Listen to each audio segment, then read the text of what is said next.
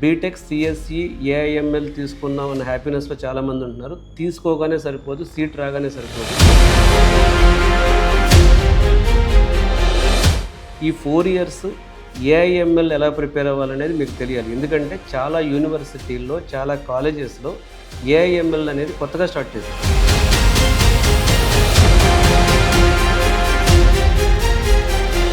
So రోజు రోజుకి curriculum AI curriculum మారుతుంది. మరి రోజు రోజుకి ఏఐ కరికులం మారేటప్పుడు ఓల్డ్ అండ్ అవుట్డేటెడ్ సిలబస్ పట్టుకుని కూర్చుంటే అవ్వదు కదా.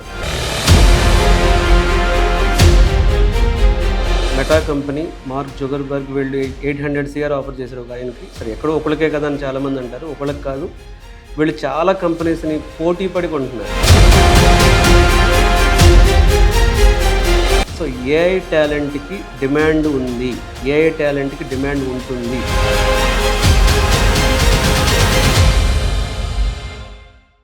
చాలామంది బీటెక్ సిఎస్ఈ ఏఐఎంఎల్ స్పెషలైజేషన్తో బీటెక్ చదువుతున్న పిల్లలు కానీ, ఇప్పుడు బీటెక్లో ఈ ఏఐఎంఎల్ బ్రాంచ్ జాయిన్ అయ్యే పిల్లలకి ఒక కన్ఫ్యూజన్ ఉంటుంది.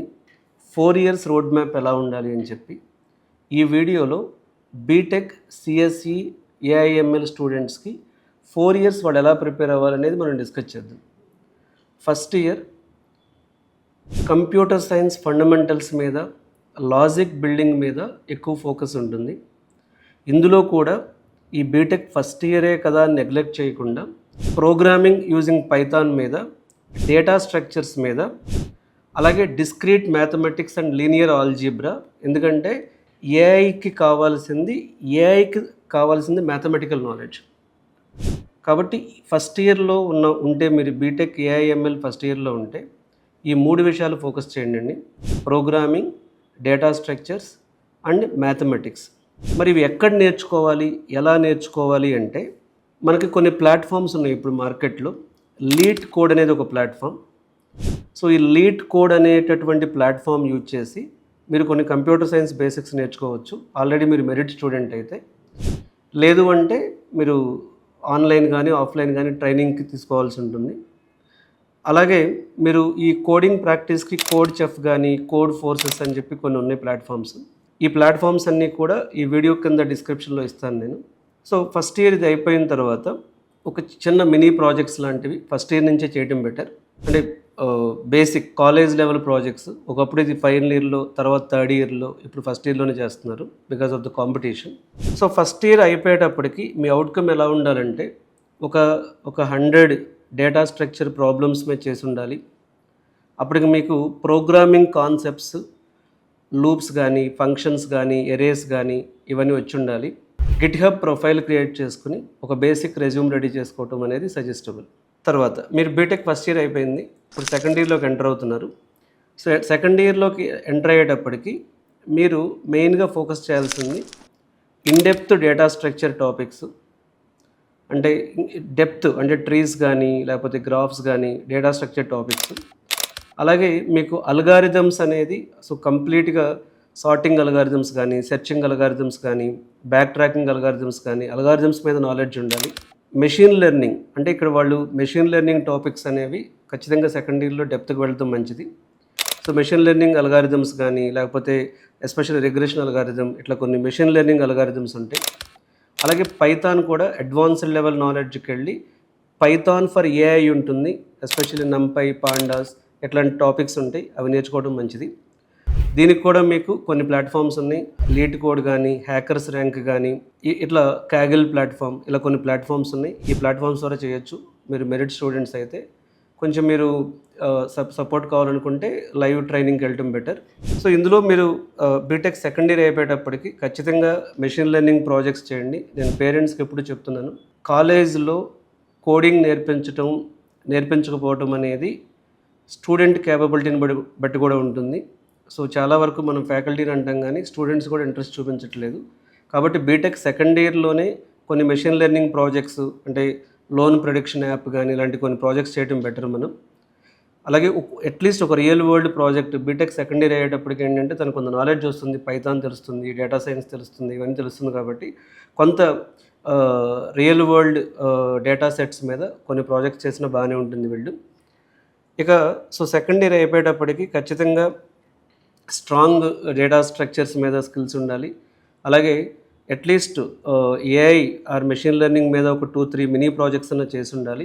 సో లింక్డ్ఇన్ ప్రొఫైల్ క్రియేట్ చేసుకుని గిట్ హబ్లో కొన్ని తన కాంట్రిబ్యూషన్స్ కానీ తన డెవలప్మెంట్స్ కానీ స్లోగా గిట్ హబ్లో పోస్ట్ చేస్తూ ఉండటం బెటర్.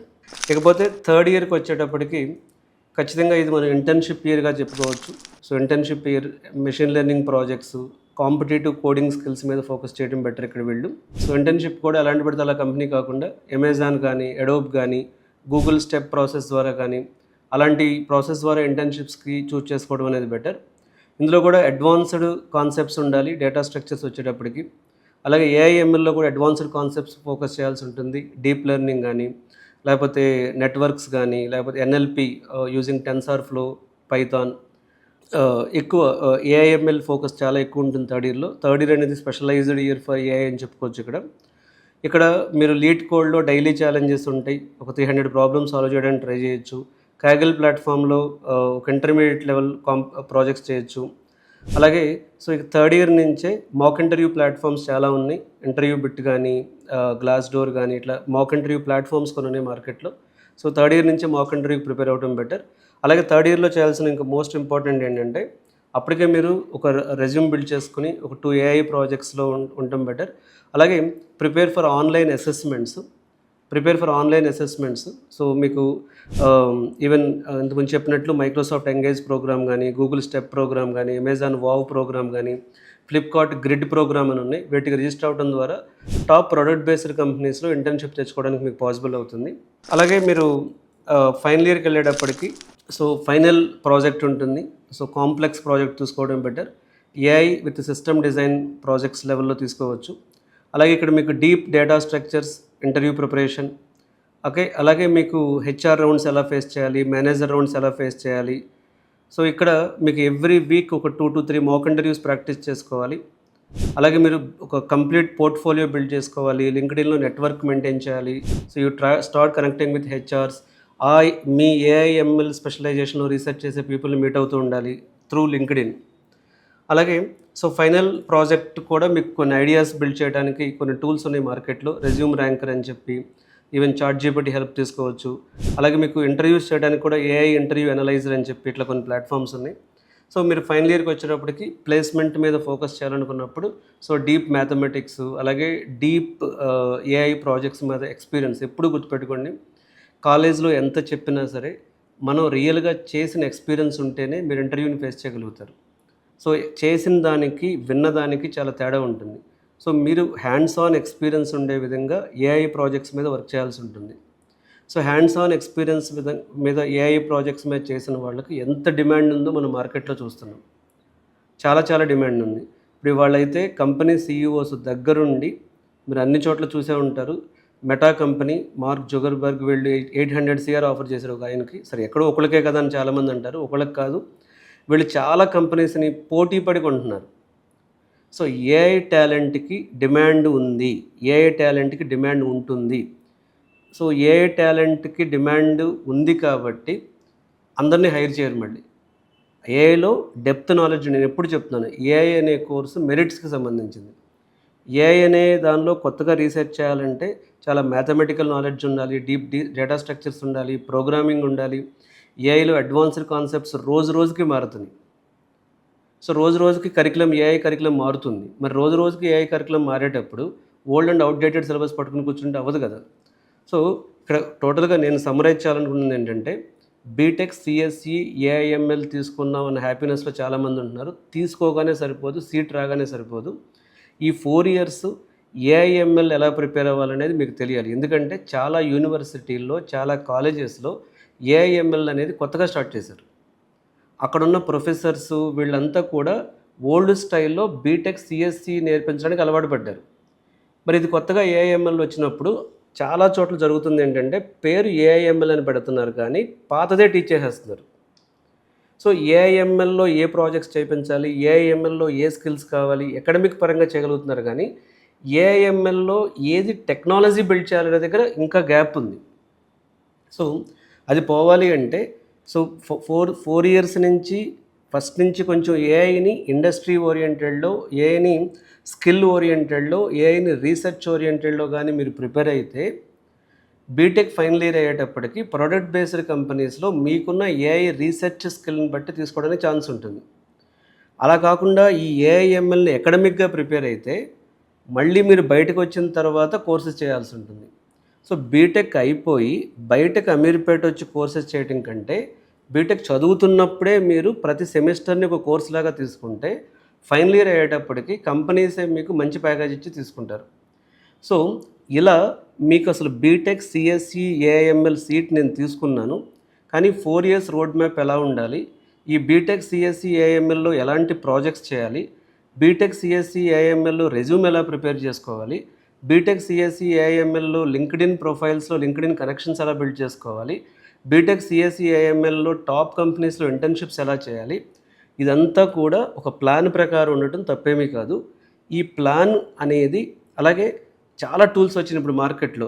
లీడ్ కోడ్ అని, హ్యాకర్స్ ర్యాంక్ అని, కోడ్ చెఫ్ అని, లేకపోతే ఏఐ ఇంటర్వ్యూస్ కొన్ని టూల్స్ వచ్చినాయి. చాలా టూల్స్ ఉన్నాయి మార్కెట్లో. వీటి మీద మీకు గైడెన్స్ కావాలి అనుకుంటే కెరీర్ గైడెన్స్ విత్ రమణలో ఈ వీడియోలో డిస్ప్లే అవుతున్న నెంబర్కి మీరు కాల్ చేసి అపాయింట్మెంట్ తీసుకుని సిఎస్సి ఏఐఎంఎల్ని ఎలా ప్రిపేర్ అవ్వాలనే దగ్గర సో మాతో డిస్కస్ చేయడం అనేది చేయొచ్చు. అలాగే మీ ఫ్రెండ్స్ ఎవరైనా బీటెక్ సిఎస్సి ఏఐఎంఎల్ తీసుకోవాలనే కన్ఫ్యూజన్లో ఉన్నా, తీసుకుని వాళ్ళు ఎలా ప్రిపేర్ అవ్వాలనే కన్ఫ్యూజన్లో ఉన్నా, అలాగే బీటెక్ మీరు 2nd year 3rd yearలో ఉన్నా సరే ఎక్స్క్లూజివ్గా ఇలాంటి వాళ్ళకు కూడా హైదరాబాద్లో కెరీర్ గైడెన్స్ ఇవ్వడం జరుగుతుంది. మీరు ఆఫ్లైన్ వచ్చి అమీర్పేటలో నా అపాయింట్మెంట్ తీసుకుని కలవచ్చు, లేదా ఆన్లైన్లో కలవచ్చు. సో ఆన్లైన్లో మీరు ఈ నెంబర్కి కాల్ చేస్తే మా టీమే మీకు కాల్ ఫెసిలిటేట్ చేస్తారు. ఎవ్రీ సాటర్డే నేను మీతో మాట్లాడతాను. ఈ ఆపర్చునిటీ మీరు యూటిలైజ్ చేసుకోవచ్చు. Thanks for watching career guidance.